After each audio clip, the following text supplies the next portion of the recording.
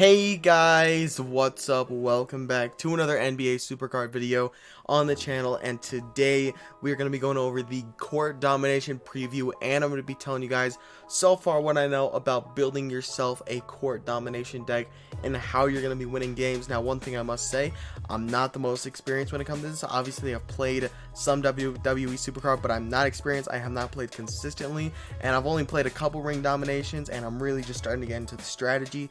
So you guys can help other people in the comments if they're confused about the deck and all that kind of stuff. But before we get in the video, guys, make sure you guys drop a like down below and subscribe with notifications on if you guys have been enjoying the vids and you do not want to miss anything out in the future. Without further ado, let's go ahead and get right into the video. Starting off, obviously, the court domination. That animation is super sick right there. There's still some time before court domination begins. Check back soon and we'll get started. So as you guys can see, this is what it looks like. Currently, my deck is Ruby, normal, pretty simple stuff. The kind of way you want to play this, we'll go ahead and talk about that a little bit later.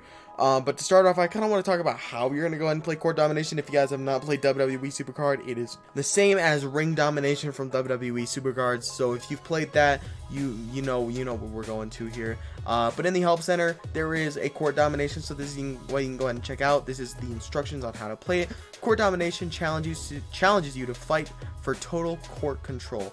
Use game nights to play court domination games. Your game nights will refill over time. Obviously, that's the same with gauntlet, game nights, and all that stuff.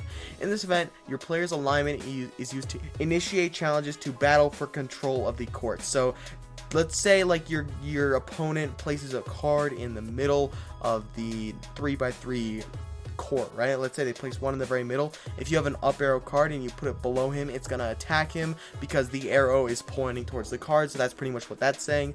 Match a player's position to specific spots on the court to boost that card's stats. So that's really cool that they're adding that. So specific parts on the court will have specific positions on it.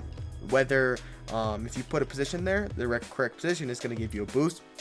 Win a challenge and the spot is yours. Lose and the spot goes to your opponent. So let's say you challenge the person with the up arrow, right? The guy's in the middle and you put a guy below him with an up arrow. You challenge him, then it goes into a battle, and whoever ends up winning that goes ahead and gets both cards. At the end of the game, the player controlling the most spots wins, so whoever has the most cards. And the way it works is you always go first, so as long as the first card you put down, if you lose it, as long as you win it back, or if you just don't lose any cards at all throughout the whole thing, you're guaranteed to win. And then wins give a chance to find card shards. Collect all the shards to receive the card as a reward. So the way it works is it's a type of draft board. There are 32 shards on a draft board, and what your objective is to clear out all the shards. A reset counts as getting rid of one of these shards, and you're going to be playing 3 different boards in total, 3 different cards. So that's going to be 96 total resets to go ahead and finish this event, which honestly I might get done in the first day. It'll be tough to see, and then all games must be completed before time runs out. Court domination, do you have what it takes? So pretty simple stuff right there. Like I said, if you play WWE Supercard, you already all know all that kind of stuff.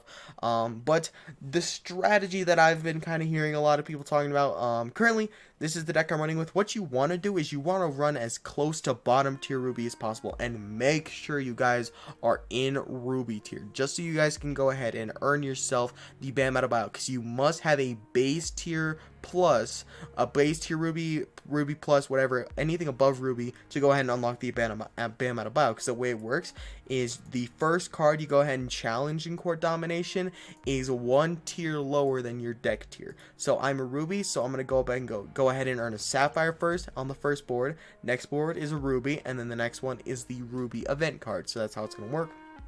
Pretty simple stuff, so make sure your deck is at least a base Ruby tier or anything higher.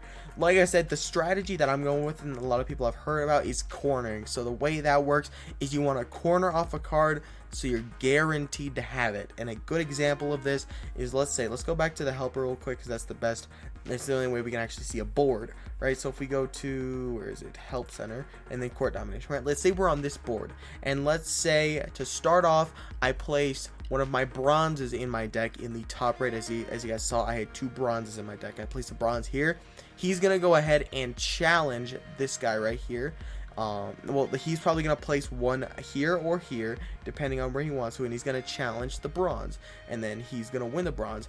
Then I would win the bronze back by cornering it, so I would like whatever spot he doesn't attack with. So I place the bronze, he attacks in either one of these spots, right? This one or this one, and he gets that card, so now he has 2. What I do is I challenge the bronze and I get it back, so now I have 2 cards, right? And let's say he places a card right here, right? And then what I do is I place a card in the middle, upwards, challenging the card he used to challenge the bronze, and then that card is cornered. He cannot win it back because it is covered by 2 cards. That is the strategy you want to do. You want to corner cards so they are unwinnable back. Like cards that, let's say, you're obtaining from them, you want to corner them. You want to corner any card you get in any scenario.